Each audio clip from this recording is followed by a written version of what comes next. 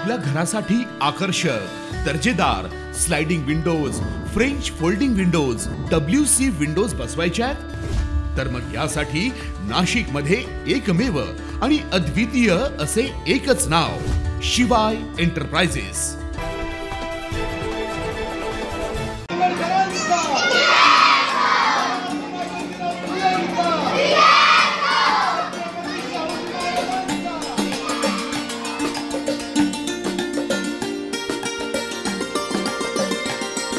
बजरंग शिंदे व ज्योती शिंदे यांच्या वतीनं डॉक्टर आंबेडकर जयंतीनिमित्त विद्यार्थ्यांना शालेय साहित्य भेट। मी आंबेडकर बोलतो हे एकपात्री नाटकाचं सादर। विश्वरत्न डॉक्टर बाबासाहेब आंबेडकर यांच्या 134व्या जयंतीनिमित्तानं सामाजिक कार्यकर्ते बजरंग शिंदे व माजी नगरसेविका ज्योती बजरंग शिंदे यांच्या वतीनं विद्यार्थ्यांना वह्या व विविध स्पर्धांचं बक्षीस वितरण समारंभ आयोजित करण्यात आला होता।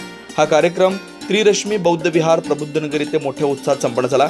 या कार्यक्रमास प्रमुख पाहुणे म्हणून नाशिक पश्चिम विधानसभा मतदारसंघाच्या कार्यक्षम आमदार सीमा हिरे, नाशिक शहर वाहतूक पोलीस उपायुक्त चंद्रकांत खंडवी, सामाजिक न्याय निरीक्षक नाशिक लक्ष्मीकांत पाटील, सातपूरचे वरिष्ठ पोलीस निरीक्षक रणजित नलावडे, भाजपा ज्येष्ठ नेते महेश हिरे, विधानसभा प्रमुख राजेश दराडे, सातपूर भाजपा मंडल अध्यक्ष भगवान काकड, माजी नगरसेविका हेमलता कांडेकर, सविता करण गायकर, सरचिटणीस रवींद्र जोशी, दिनकर दादा कांडेकर, समाधान देवरे, किरण पाटोळे, प्रवीण पाटील, महेंद्र अण्णा शिंदे, दीपक आरोटे, सागर वैष्णव, बाळासाहेब भोजने, नारायण जाधव, शरद शिंदे यांच्यासह भारतीय जनता पार्टीचे पदाधिकारी उपस्थित होते।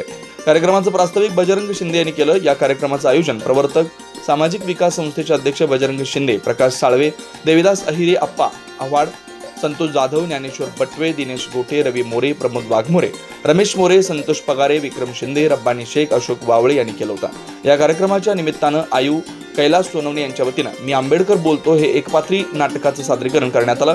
या कार्यक्रमात समता सैनिक दल, त्रिरश्मी बौद्ध विहार, रिक्षा चालक मालक संघटना, संत रविदास सत्यशोधक सोशल ग्रुप, पिंपळ चौक पंचशील महिला मंडळ, क्रांती सम्राट मित्रमंडळ, जय बजरंग मित्रमंडळ, शिवबा मित्रमंडळ, अण्णासाहेब साठे मित्रमंडळ, दादासाहेब गायकवाड चौक, भीमशक्ती मित्रमंडळ, गौतम चौक व प्रबुद्ध नगर मधील सर्व नागरिक, महिला बंधू भगिनी, सामाजिक कार्यकर्ते यांचं सहकार्य लाभल्याचं सामाजिक कार्यकर्ते व भाजपा सदस्य बजरंग शिंदे यांनी सांगितलं। या कार्यक्रमाचे आभार ज्योतिताई बजरंग शिंदे यांनी मानले।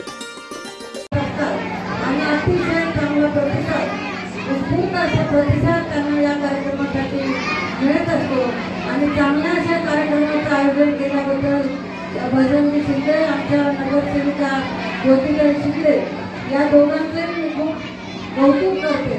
खरं तर डॉक्टर बाबासाहेब आंबेडकर यांनी अतिशय ते ज्या वेळेस शाळेत जायचे त्यावेळेस त्यांना अस्पृश्य म्हणून त्यांना वर्गाच्या बाहेर बसवलं जायचं, परंतु तरी देखील आपण वर्गात असल्यावर लक्ष देत नाही, परंतु बाहेर थांबून सुद्धा ते नीट लक्ष देऊन ऐकायचे आणि कायम ते पुढे असायचे, प्रथम असायचे।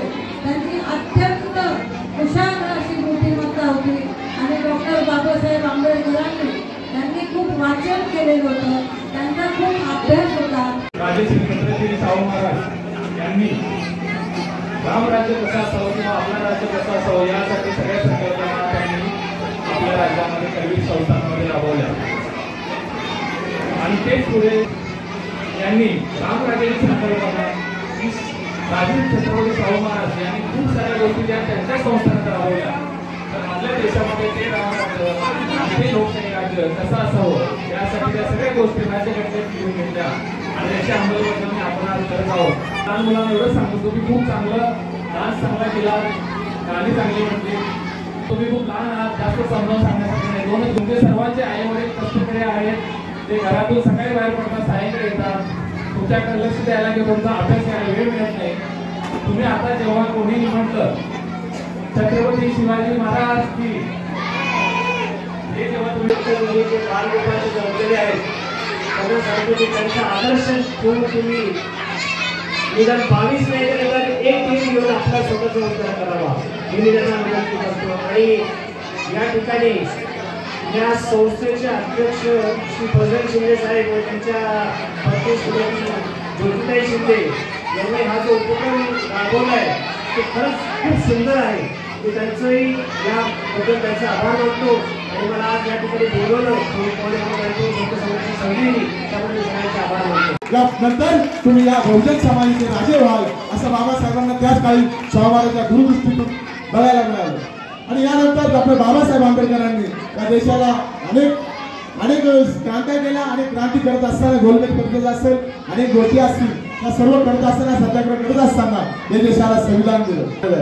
बांधवांनो, 75 वर्षापासून आम्ही लोकशाहीमध्ये जगतो आहोत आणि लोकशाही या देशामध्ये जेव्हा संविधान देण्याची वेळ आली तेव्हा बाबासाहेब आंबेडकर यांचं शिक्षण परदेशात झालं होतं. 34 डिग्र्यामध्ये PhD मिळवली होती. अमेरिकेमध्ये इकॉनॉमिकमध्ये त्यांनी PhD मिळवून त्या ठिकाणी PhD मिळवली होती. बाबासाहेबांचं शिक्षण तुम्हाला या ठिकाणी सांगू इच्छितो की MA PhD DSc LLB D.Litt bar at law एवढा मोठा विद्वान ज्या कोलंबिया युनिव्हर्सिटीमध्ये त्यांचा पुतळा आहे आणि त्याच्या खाली लिहिलेला आहे की सिम्बॉल ऑफ नॉलेज. मग अशा महापुरुषाची जयंती काय नाचून होईल का? अरे बाबासाहेबांच्या जयंतीच्या दिवशी किमान एक पुस्तक, एक वही, एक विद्यार्थी, एक समाज, एक माणूस जरी घडवला तरी खऱ्या अर्थाने बाबासाहेबांना अभिवादन आहे असं मला या ठिकाणी वाटतंय. आणि म्हणून ती परंपरा आहे आणि कायम ठेवतोय. या ठिकाणी मी आपल्याला या ठिकाणी अशी विनंती करतो की डॉक्टर बाबासाहेब आंबेडकरांनी भरपूर तरतूद केलेले आहे. आपण संविधानिक पदावर आहात, आपण शाहू महाराजांचे, शिवाजी महाराजांचे वंशज आहात आणि म्हणून या असलेल्या कमजोर घोड्यांसाठी आपल्याला काहीतरी करायचं आहे. ही एक भूमिका आपण आपल्या मनामध्ये ठेवावी अशी मला या ठिकाणी विनंती आपल्यास करतो. त्याचप्रमाणे डॉक्टर बाबासाहेब आंबेडकरांनी या देशामध्ये स्त्रीला जेवढं स्वातंत्र्य दिलेलं आहे तेवढं स्वातंत्र्य कोणत्याच धर्मगुरू, कोणत्याच ग्रंथात, कोणत्याच देशात दिलेलं आहे. या देशामध्ये पुरुष प्रधान संस्कृतीमध्ये पुरुषाच्या बरोबरीने स्त्री पुढे आहे आणि आज जर मेरिटवर बघितलं तर स्त्री सर्वात पुढे आहे. म्हणजे आमच्या आमदार फक्त स्त्री का होऊ शकतात कारण मेरिट आहे. प्रतिनिधी ज्ञानेश्वर आंधळे, नाशिक.